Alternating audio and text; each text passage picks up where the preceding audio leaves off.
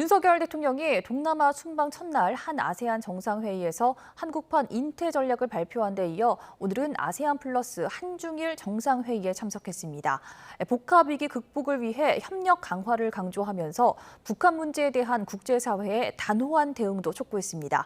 순방 일정에 동행한 취재기자 연결합니다. 박소정 기자. 네, 캄보디아 프놈펜입니다. 네, 아세안과 한중일이 함께하는 정상회의 종료됐습니까?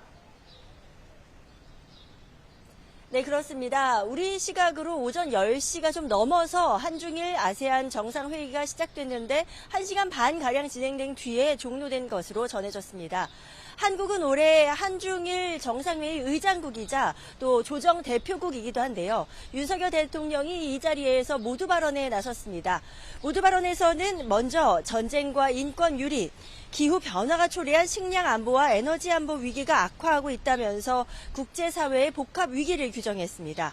그러면서 이 위기 극복을 위해 협력 강화를 강조했는데요. 직접 들어보시겠습니다. 아세안과 한중일 3국이 다양한 도전들을 함께 대응한다면 국제사회의 평화와 번영을 위한 결실을 맺을 수 있을 것입니다. 한중일 정상회의를 포함한 3국 협력 메커니즘도 조속히 활성화되기를 기대합니다. 이어서 중국과 일본 정상 순으로 모두 발언이 있었는데 중국 리커창 총리는 계속해서 영내 평화와 안전을 견인해야 한다 이렇게 말했고요. 일본 기시다 후미오 총리는 아세안의 인도태평양에 대한 관점을 적극 지지하고 있다고 밝혔습니다. 비공개 회의도 이어졌는데 이 자리에서 윤 대통령은 아세안과 한중일 협력을 확대하기 위한 공조 강화를 제안하면서 먼저 올해 발효된 영내 포괄적 경제 동반자 협정 RCEP의 개방 수준을 더욱 높이고 경제기술 협력을 적극 추진하겠다고 밝혔습니다. 이와 더불어 북한이 또다시 ICBM을 발사하고 7차 핵실험을 강행한다면 국제사회는 한 목소리로 단호하게 대응해야 한다고 강조했습니다. 북한이 담대한 구상에 응한다면 과감한 대북 경제 지원을 모색하실 것이라는 점도 재확인했습니다. 대통령실은 아세안 정상들이 한 목소리로 국제사회와 유엔 규범을 거스르는 북한의 핵 프로그램의 우려를 포명하면서 하루속히 평화를 위협하는 행동을 멈추고 비핵화 대화에 응할 것을 촉구했다고 전했습니다.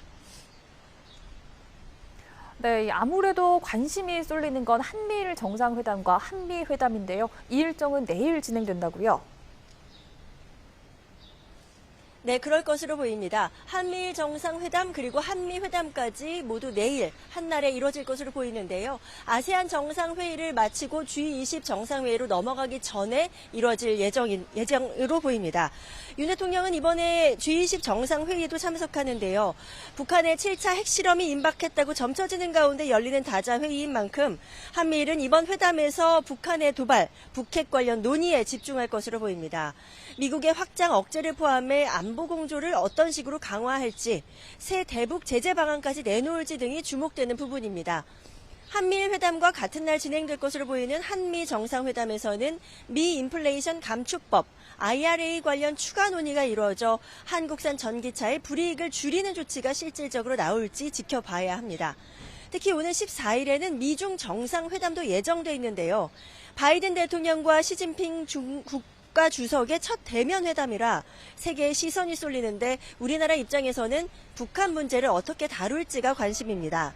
앞서 윤 대통령은 어제 한 아세안 정상회의에서 인도태평양 지역 외교 전략을 발표하면서 힘에 의한 일방적인 현상 변경은 용인돼선 안 될 것이라고 말했는데 그동안 미국과 일본이 중국을 향해 내놓던 표현과 유사했다는 점에서 미국의 중국 견제 노선에 보조를 맞춘 것 아니냐는 해석이 나오기도 했습니다.